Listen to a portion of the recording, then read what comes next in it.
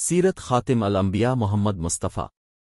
उन्वान ग़ज़ू बनी नज़ीर और ग़ज़ू बनी मुस्तलक़। आखिरा हज़रत सहाबा के साथ बन्नू नज़ीर की तरफ रवाना हुए। इस मौके पर अपने मदीना मुनव्वरा में हज़रत अब्दुल्लाह बिन मक्तूम सल्लल्लाहु अलैहि वसल्लम को अपना कायम मकाम मुकर्रर फरमाया। जंगी परचम हज़रत अली बिन अबी तालिब सल्लल्लाहु अलैहि वसल्लम ने उठाया। नबी करीम इस्लामी लश्कर के साथ आगे बढ़े। शाम के वक्त मुसलमान बन्नू नज़ीर की बस्ती में पहुंच गए और वहां पड़ाव डाल दिया। उधर यहूदी अपनी हवेलियों में बंद हो गए और छतों पर से तीर बरसाने लगे, पत्थर गिराने लगे। वो दिन इसी तरह गुजरा। दूसरे दिन हुजूर अकरम लकड़ी के एक कबी गुंबद नुमा साइबान में क़याम पजीर हुए, जो हज़रत बिलाल सल्लल्लाहु अलैहि वसल्लम ने बनाया था। यहूदियों में से एक शख्स का नाम ग़ज़विल था। वो ज़बरदस्त तीरंदाज था। इसका फेंका हुआ तीर दूर तक जाता था। उसने एक तीर नबी करीम के कबी की तरफ फेंका, तीर वहां तक पहुंच गया। ये देखकर सहाबा किराम रज़ी अल्लाह अन्हुम ने हुजूर अकरम के हुक्म से कबी को ज़रा दौर मुंतकिल कर दिया। रात के वक्त हज़रत अली सल्लल्लाहु अलैहि वसल्लम गायब हो गए। ये देखकर सहाबा किराम रज़ी अल्लाह अन्हुम को हैरत हुई। उन्होंने अब से अर्ज़ किया, ए अल्लाह के रसूल, अली नज़र नहीं आ रहे। आपने फरमाया, फिक्र न करो, वो एक काम से गए हैं। कुछ ही देर गुजरी होगी कि हज़रत अली सल्लल्लाहु अलैहि वसल्लम ग़ज़विल का सर उठाए हुए आ गए। तब सारी सूरत-ए-हाल का पत्ता चला। जब ग़ज़विल ने अब के साइबान की तरफ तीर फेंका था, हज़रत अली सल्लल्लाहु अलैहि वसल्लम इसी वक्त से इसके पीछे लग गए थे और आखिर उसका सर काट लाए। इसके साथ 10 आदमी और थे। वो ग़ज़विल को कत्ल होते देखकर भाग लिए थे। नबी अकरम ने हज़रत अली सल्लल्लाहु अलैहि वसल्लम के साथ 10 आदमी और भी रवाना फरमाए थे। इनमें हज़रत अब्बुजाना सल्लल्लाहु अलैहि वसल्लम भी थे। ये जमात इन लोगों की तलाश में निकली जो ग़ज़विल के मारे जाने पर भाग निकले थे। आखिर इस जमात ने उन्हें जा लिया और सबको कत्ल कर दिया। बन्नू नज़ीर का मुहासरा जारी रहा, यहाँ तक कि 6 रातें गुजर गईं। इस दौरान मुनाफिक अब्दुल्लाह बिन अब्बी बराबर यहूदियों को पैगामात भेजता रहा कि तुम अपनी हवेलियों में डटे रहो, हम तुम्हारी मदद को आ रहे हैं। लेकिन यहूदियों को इससे कोई मदद नहीं पहुंची। अब तो यहूद का सरदार बिन अख्तिब बहुत परेशान हुआ। कुछ अक्लमंद यहूदियों ने इसे अब्दुल्लाह बिन अब्बी के मशवरे पर अमल न करने के लिए कहा था, लेकिन बिन अख्तिब ने उनकी बात नहीं मानी थी। अब उन्होंने ताने के तौर पर कहा, अब्दुल्लाह बिन अब्बी की वो मदद कहाँ गई जिसका उसने वदा किया था और जिसकी तुम आस लगाए बैठे थे? वो कोई जवाब न दे सका। यहूदी अब बहुत परेशान हो चुके थे। उधर नबी अकरम सख्ती से उनका मुहासरा किए हुए थे। आखिर अल्लाह ताला ने यहूदियों के दिलों पर मुसलमानों का रोब तारी कर दिया। उन्होंने नबी अकरम से दरख्वास्त की कि उन्हें यहां से निकल जाने दिया जाए। वो हथियार साथ नहीं ले जाएंगे, अलबत्ता अपना घरेलू सामान ले जाएंगे। नबी अकरम ने उनकी ये दरख्वास्त मंजूर कर ली। चुनांचे यहूदियों ने अपने ऊँटों पर अपनी औरतों और बच्चों को सवार कर लिया और अपना सारा सामान भी इस पर लाद लिया। ये कल 600 ऊँट थे। इन ऊँटों पर बहुत सा सोना चांदी और कीमती सामान था। इस तरह बनी नज़ीर के ये यहूदी जलावतन हैकर खैबर में जा बसे। खैबर के यहूदियों ने उन्हें वहां आबाद होने में मदद दी। कुछ लोग शाम की तरफ भी चले गए। ग़ज़वा बन्नू नज़ीर के बाद ग़ज़वा ज़ात अल-रिक़ा, ग़ज़वा बदरसानी और ग़ज़वा दोमत्ता अल-जंदल पेश आए। ये छोटे छोटे ग़ज़वात थे जो एक के बाद दीगरे पेश आए। फिर ग़ज़वा बनी मुस्तलक़ पेश आया। कबीला बन्नू मुस्तलक़ का सरदार हारिस बन अब्बी ज़रार था। उसने हुजूर अकरम से जंग के लिए एक लश्कर तैयार किया। इस लश्कर में उसकी कौम के अलावा दूसरे अरब भी शामिल थे। इस इत्तिला पर हुजूर अकरम ने भी जंग की तैयारी की। इस्लामी लश्कर 2 शिबान 5 हजरी को रवाना हुआ। उधर जब हारिस बन अब्बी ज़रार और उसके साथियों को मुसलमानों की आमद की खबर मिली तो बहुत से लोग बदहवास हैकर हारिस का साथ छोड़ गए और उधर उधर भाग निकले। यहाँ तक कि अब सहाबा किराम के साथ इस कबीले पर हमला आवर हुए। मुसलमानों ने एक साथ मिल के मुशरिकों पर हमला कर दिया।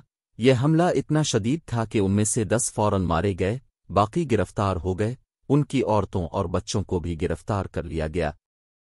इन कैदियों में बनी मुस्तलक़ के सरदार हारिस बिन अब्बी ज़रार की बेटी बरुआ बिन्त हारिस भी थीं। माल गनीमत तकसीम हुआ तो बरुआ साबित बिन कैस सल्लल्लाहु अलैहि वसल्लम की तहवील में आ गईं। अब साबित बिन कैस सल्लल्लाहु अलैहि वसल्लम ने बरुआ से तय किया कि अगर वो 9 ओक़िए सोना दे दें तो वो उन्हें आज़ाद कर देंगे। ये सुनकर बरुआ नबी अकरम के पास आए और कहने लगें, ए अल्लाह के रसूल, میں مسلمان ہو چکی ہوں، میں گواہی دیتی ہوں کہ اللہ تعالی کے سوا کوئی معبود نہیں، ہمارے ساتھ جو ہوا اس کو اب جانتے ہیں، میں قوم کے سردار کی بیٹی ہوں۔ ایک سردار کی بیٹی اچانک باندی بنا لی گئی۔ ثابت بن قیس نے آزاد ہونے کے لیے میرے ذمہ جو سونا مقرر کیا ہے وہ میری طاقت سے کہیں زیادہ ہے، میری اب سے درخواست ہے کہ اس سلسلے میں میری مدد فرمائیں۔ اس پر نبی اکرم نے ارشاد فرمایا، کیا میں تمہیں اس سے بہتر راستہ نہ بتا دوں؟ بروا بولے، وہ کیا اے اللہ کے رسول؟ آپ نے ارشاد فرمایا، تمہاری طرف سے سونا میں دے دیتا ہوں اور میں تم سے نکاح کر لوں۔ اس پر بروا بولے، اے اللہ کے رسول، میں تیار ہوں۔ چنانچہ اپنے حضرت ثابت بن قیس صلی اللہ علیہ وسلم کو بلایا، بروا کو ان سے مانگا، وہ بولے، اے اللہ کے رسول، میرے ماں باپ اب پر قربان۔ بروا اب کی ہو گئی، اپنے انہیں اتنا سونا ادا کر دیا اور بروا سے شادی کر لی۔ اس وقت ان کی عمر 20 سال تھی، ان کا نام بروا سے جویریہ رکھا گیا۔ اس طرح وہ ام المومنین حضرت جویریہ رضی اللہ عنہا ہو گئیں۔ حضرت عائشہ صدیقہ رضی اللہ عنہا فرماتی ہیں کہ جویریہ رضی اللہ عنہا نہایت خوبصورت خاتون تھیں۔ بعد میں حضرت جویریہ رضی اللہ عنہا کا باپ حارث ان کا فدیہ لے کر حضور اکرم کی خدمت میں حاضر ہوا۔ اس فدیے میں بہت سے اونٹ تھے۔ حارث ابھی راستے میں تھا کہ اس کی نظر ان میں سے 2 خوبصورت اونٹوں پر پڑی۔ اس نے ان دونوں کو وہیں عقیق کی گھاٹی میں چھپا دیا اور باقی فدیہ حضور اکرم کی خدمت میں پیش کر کے کہا، یہ فدیہ لے لیں اور میری بیٹی کو رہا کر دیں۔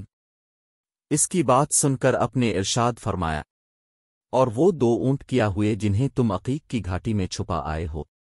حارث بن ابی زرار یہ سنتے ہی پکار اٹھا، میں گواہی دیتا ہوں کہ آپ اللہ کے رسول ہیں۔ اس بات کا علم میرے اور اللہ کے سوا کسی کو نہیں۔ اس سے ثابت ہوا آپ واقعی اللہ کے رسول ہیں۔ اس طرح وہ مسلمان ہو گئے۔ حضرت جویریہ رضی اللہ عنہا کے بھائی عبداللہ بن حارث بھی مسلمان ہو گئے۔ اس کے بعد بنی مستلق کے تمام قیدیوں کو رہا کر دیا گیا، کچھ سے فدیہ لیا گیا، کچھ بغیر فدیے کے چھوڑ دیے گئے۔ حضرت جویریہ رضی اللہ عنہا فرماتی ہیں، بنی مستلق پر رسول اللہ کی چڑھائی سے 3 دن پہلے میں نے خواب دیکھا کہ یثرب مدینہ منورہ سے چاند طلوع ہوا اور چلتے چلتے میری گود میں آ رہا۔ پھر جب ہم قیدی بنا لیے گئے تو میں نے خواب کے پورا ہونے کی آرزو کی۔ جب آپ نے مجھ سے نکاح فرما لیا تو مجھے اس خواب کی تعبیر معلوم ہو گئی۔ اس غزوہ سے فارغ ہو کے جب آپ واپس مدینہ منورہ کی طرف روانہ ہوئے تو ایک بہت دردناک واقعہ پیش آ گیا۔ سیرت خاتم الانبیاء محمد مصطفیٰ۔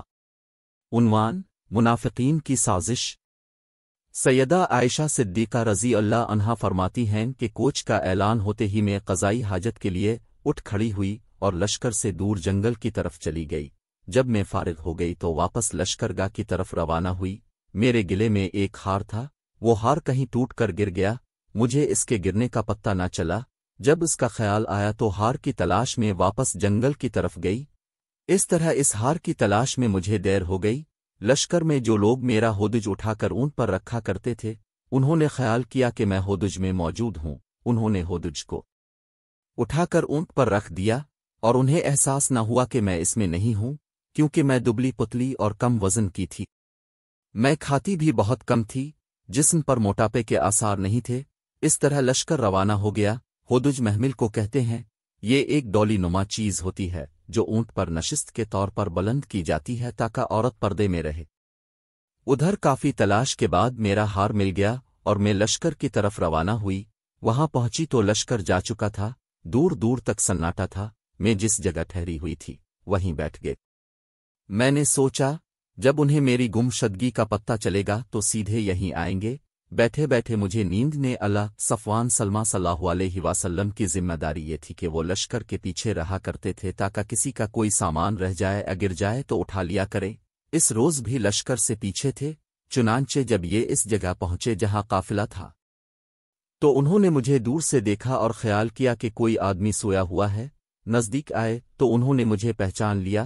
مجھے دیکھتے ہی انہوں نے انا للوانا علی راجیون پڑھا۔ ان کی آواز سن کر میں جاگ گئی۔ انہیں دیکھتے ہی میں نے اپنی چادر اپنے چہرے پر ڈال لی۔ حضرت عائشہ صدیقہ رضی اللہ عنہا فرماتی ہے، صفوان سلمہ حیرت زدہ تھے کہ یہ کیا ہوا۔ لیکن منہ سے انہوں نے ایک لفظ نہ کہا، نہ میں نے ان سے کوئی بات کی۔ انہوں نے اپنی اونٹنی کو میرے قریب بٹھا دیا اور صرف اتنا کہا، ماں سوار ہو جائیے۔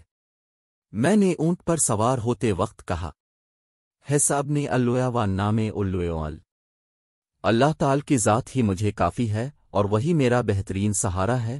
پھر میرے سوار ہونے کے بعد انہوں نے اونٹ کو اٹھایا اور اس کی مہار پکڑ کر آگے روانہ ہوئے، یہاں تک کہ لشکر میں پہنچ گئے۔ لشکر اس وقت نخل ظہیرہ کے مقام پر پڑاؤ ڈالے ہوئے تھا اور وہ دوپہر کا وقت تھا۔ جب ہم لشکر میں پہنچے تو منافقوں کے سردار عبداللہ بن ابی کو بہتان لگانے کا موقع مل گیا۔ اس نے کہا، یہ عورت کون ہے جسے صفوان ساتھ لایا ہے؟ اس کے ساتھ ہی منافق بول اٹھے، یہ عائشہ ہے، صفوان کے ساتھ آئی ہیں۔ اب یہ لوگ لگے باتیں کرنے۔ پھر جب لشکر مدینہ منورہ پہنچ گیا تو منافق عبداللہ بن الفاب دشمنی کی بنا پر اور اسلام سے اپنی نفرت کی بنیاد پر اس بات کو شہرت دینے لگا۔ امام بخاری لکھتے ہیں، جب منافق اس واقعے کا ذکر کرتے تو عبداللہ بن الفاب بڑھ چڑھ کر ان کی تائید کرتا تاکہ اس واقعے کو زیادہ سے زیادہ شہرت ملے۔ سیدہ عائشہ رضی اللہ عنہا فرماتی ہے، مدینہ منورہ آ کر میں بیمار ہو گئی۔ میں 1 ماہ تک بیمار رہی۔ دوسری طرف منافق اس بات کو پھیلاتے رہے، بڑا چڑھا کر بیان کرتے رہے۔ اس طرح یہ باتیں نبی اکرم تک اور میرے ماں باپ تک پہنچیں، جبکہ مجھے کچھ بھی نہیں معلوم ہو سکا تھا۔ البتہ میں محسوس کرتی تھی کہ حضرت مجھ سے پہلے کی طرح محبت سے پیش نہیں آتے تھے، جیسا کہ پہلے بیماری کے دنوں میں میرا خیال رکھتے تھے۔ دراصل حضور اکرم اپنے گھرانے پر منافقین کی الزام تراشی سے سخت غمزدہ تھے۔ اس فکر ورنج کی وجہ سے گھر والوں سے اچھی طرح گھل مل بات کرنے کا موقع بھی نہ ملتا تھا۔ اب کہ اس طرز عمل سے میں پریشان رہنے لگی، میری بیماری کم ہوئی تو الفام مصطہ رضی اللہ عنہا نے مجھے وہ باتیں بتائی جو لوگوں میں پھیل رہی تھیں۔ مصطہ رضی اللہ عنہا نے خود اپنے بیٹے مصطہ کو بھی برا بھلا کہا کہ وہ بھی اس بارے میں یہی کچھ کہتا پھرتا ہے۔ یہ سنتے ہی میرا مرض لوٹ آیا، مجھ پر غشی طاری ہونے لگی، بخار پھر ہو گیا۔ گھر آئی تو بری طرح بے چین تھی، تمام رات روتے گزری، آنسو رکتے نہیں تھے، نیند آنکھوں سے دور تھی۔ صبح نبی اکرم میرے پاس تشریف لائے، اپنے پوچھا کیا حال ہے؟ تب میں نے عرض کیا، کیا آپ مجھے اجازت دیں گے کہ میں اپنے ماں باپ کے گھر ہو آؤں؟ آپ نے مجھے اجازت دے دی۔ دراصل میں چاہتی تھی اس خبر کے بارے میں والدین سے پوچھوں۔ جب میں اپنے ماں باپ کے گھر پہنچی تو میری والدہ رومان رضی اللہ عنہا مکان کے نچلے حصے میں تھیں، جبکہ والد اوپر والے حصے میں قرآن کریم کی تلاوت کر رہے تھے۔ والدہ نے مجھے دیکھا تو پوچھا، تم کیسے آئے؟ میں نے ان سے پورا قصہ بیان کر دیا اور اپنی والدہ سے کہا، اللہ آپ کو معاف فرمائے، لوگ میرے بارے میں کیا کیا کہہ رہے ہیں، لیکن آپ نے مجھے کچھ بتایا ہی نہیں۔ اس پر میری والدہ نے کہا، بیٹی تم فکر نہ کرو، اپنے آپ کو سنبھالو۔ دنیا کا دستور یہی ہے کہ جب کوئی خوبصورت عورت اپنے خاوند کے دل میں گھر کر لیتی ہے تو اس سے جلنے والے اس کی عیب جوئی شروع کر دیتے ہیں۔ یہ سن کر میں نے کہا، اللہ کی پناہ، لوگ ایسی باتیں کر رہے ہیں، کیا میرے ابا جان کو بھی ان باتوں کا علم ہے؟ انہوں نے جواب دیا، ہاں انہیں بھی معلوم ہے۔ اب تمہارے رنج کے میرا برا حال ہو گیا۔ میں رونے لگی، میرے رونے کی آواز والد کے کانوں تک پہنچی تو وہ فوراً نیچے اتر آئے۔ انہوں نے میری والدہ سے پوچھا اسے کیا ہوا، تو انہوں نے کہا کہ اس کے بارے میں لوگ جو افواہیں پھیلا رہے ہیں وہ اس کے کانوں تک پہنچ چکی ہیں۔ اب تو والدہ بھی رونے لگے، والد بھی رونے لگے۔ اس رات بھی میں روتی رہی، پوری رات سو نہ سکی۔ میری والدہ بھی رو رہی تھیں، والد بھی رو رہے تھے، ہمارے ساتھ گھر کے دوسرے لوگ بھی رو رہے تھے۔ ایسے میں ایک انصاری عورت ملنے کے لیے آ گئی، میں نے اسے اندر بلا لیا۔ ہمیں روتے دیکھ کر وہ بھی رونے لگی، یہاں تک کہ ہمارے گھر میں جو بلی تھی وہ بھی رو رہی تھی۔ ایسے میں رسول اللہ تشریف لے آئے، اپنے سلام کیا اور بیٹھ گئے۔ جب سے یہ باتیں شروع ہوئی تھی اپنے میرے پاس بیٹھنا چھوڑ دیا تھا، لیکن اس وقت اب میرے پاس بیٹھ گئے۔ ان باتوں کو 1 ماہ ہو چکا تھا۔ اس دوران اب پر وہی بھی نازل نہیں ہوئی تھی۔ اپنے بیٹھنے کے بعد کلمہ شہادت پڑھا اور فرمایا، عائشہ، مجھ تک تمہارے بارے میں ایسی باتیں پہنچی ہیں اگر تم ان تہمتوں سے بری ہو اور پاک ہو تو اللہ تعالی خود تمہاری برات فرما دیں گے، اور اگر تم اس گناہ میں مبتلا ہوئی ہو تو اللہ تعالی سے استغفار کرو اور توبہ کرو، کیونکہ بندہ جب اپنے گناہ کا اقرار کر لیتا ہے اور اللہ سے توبہ کرتا ہے تو اللہ تعالی اس کی توبہ قبول کرتے ہیں۔ اس پر میں نے اپنے والد اور والدہ سے عرض کیا، جو کچھ رسول اللہ نے فرمایا ہے اس کا جواب دیجیے۔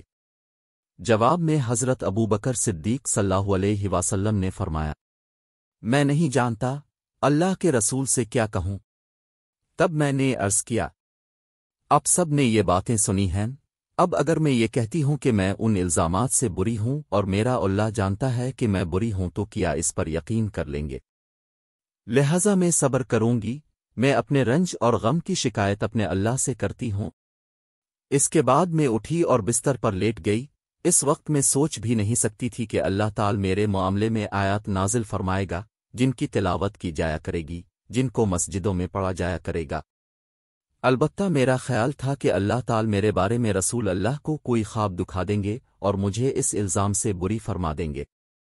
ابھی ہم لوگ اسی حالت میں تھے کہ اچانک اب پر وحی کے آثار محسوس ہوئے۔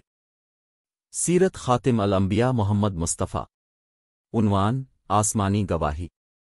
حضور پر جب وحی نازل ہوتی تھی تو چہر مبارک پر تکلیف کے آثار ظاہر ہوتی تھے۔ یا بات محسوس کرتے ہی حضرت ابو بکر صدیق صلی اللہ علیہ وسلم نے اب کو کپڑا اڑا دیا اور اب کے سر کے نیچے ایک تکیہ رکھ داست عائشہ رضی اللہ عنہ فرماتی ہیں، میں نے جب اب پر وحی کے آثار دیکھے تو میں نے کوئی گھبراہٹ محسوس نہیں کی، کیونکہ میں بے گناہ تھی، البتہ میرے والدین پر بے تحاشا خوف طاری تھا۔ آخر اب سے وحی کے آثار ختم ہوئے۔ اس وقت اب ہنس رہے تھے اور اب کی پیشانی پر پسینے کے قطرے چمک رہے تھے، 2 قطرے موتیوں کی طرح نظر آ رہے تھے۔ اس وقت اپنے جو پہلا جملہ فرمایا وہ یہ تھا، عائشہ، اللہ تعالیٰ نے تمہیں بری کر دیا ہے۔ اللہ تعالیٰ نے اس موقع پر سورت نور کی ایت نازل فرمائی تھی۔ ترجمہ: جن لوگوں نے یہ طوفان برپا کیا ہے، یعنی تہمت لگائی ہے کہ یہ مسلمانوں، وہ تم میں سے ایک چھوٹا سا گروہ ہے۔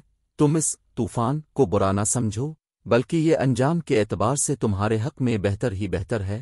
ان میں سے ہر شخص نے جتنا کچھ کہا تھا اسے اسی کے مطابق گناہ ہوا، اور ان میں سے جس نے اس طوفان میں سب سے زیادہ حصہ لیا، عبداللہ بن ابی، اسے زیادہ سخت سزا ملے۔ جب تم لوگوں نے یہ بات سنی تھی تو مسلمان مردوں اور مسلمان عورتوں نے اپنے آپس والوں کے ساتھ نیک گمان کیوں نہ کیا، اور زبان سے یہ کیوں نہ کہا کہ یہ سری جھوٹ یا الزام لگانے والے اپنے قول پر 4 گواہ کیوں نہ لائے؟ 100 قاعدے کے مطابق یہ لوگ 4 گواہ نہیں لائے تو بس اللہ کے نزدیک یہ جھوٹی ہیں، اور اگر تم پر دنیا اور آخرت میں اللہ کا فضل نہ ہوتا تو جس کام میں تم پڑے تھے اس میں تم پر سخت عذاب واقع ہوتا، کہ تم اس جھوٹ کو اپنی زبانوں سے نقل در نقل کر رہے تھے اور اپنے منہ سے ایسی بات کر رہے تھے جس کی تمہیں کسی دلیل سے قطعاً خبر نہیں تھی، اور تم اس کی ہلکی بات یعنی گناہ واجب نہ کرنے والی سمجھ رہے تھے، حالانکہ وہ اللہ کے نزدیک بہت بھاری بات ہے۔ اور تم نے جب پہلی بار اس بات کو سنا تو یوں کیوں نہ کہا کہ ہمیں زیبا نہیں کہ ایسی